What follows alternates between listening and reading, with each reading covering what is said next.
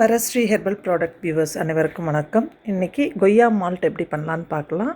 அதுக்காக செங்காயை இல்லை பழுத்திருக்கிற கொய்யாக்காயை எடுத்து நல்லா வாஷ் பண்ணிவிட்டு நம்ம சின்ன சின்ன பீசஸாக கட் பண்ணி எடுத்துக்க போகிறோம்.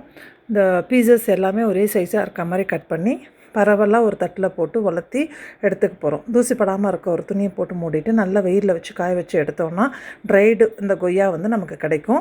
இந்த ட்ரை கொய்யாவோட நம்ம நட்ஸ் அண்ட் சீட்ஸ் எல்லாம் போட்டு நம்ம மால்ட் ரெடி பண்ண போகிறோம். அதுக்காக முந்திரி, பாதாம், பிஸ்தா, ஆளி விதை, பூசணி விதை, வெள்ளரி விதை, சூரியகாந்தி விதை, பரங்கி விதை இதெல்லாம் எடுத்துகிட்டு அது கூட வாசனைக்காக ஏலக்காயும் எடுத்துருக்கோம். இது எல்லாமே நம்ம வறுத்து எடுத்துக்க போகிறோம்.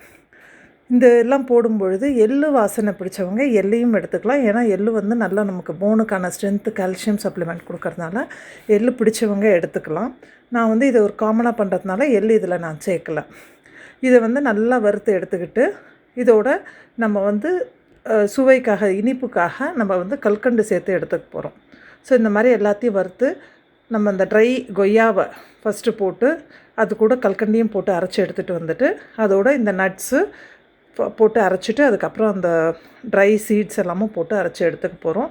இந்த மாதிரி அரைச்சி எடுத்துக்கிட்ட பவுடர் சில்லுன்னு பாலுலேயோ இல்லைன்னா சூடான பாலுலேயோ கலந்து சாப்பிட்றதுக்கு நல்லாயிருக்கும்.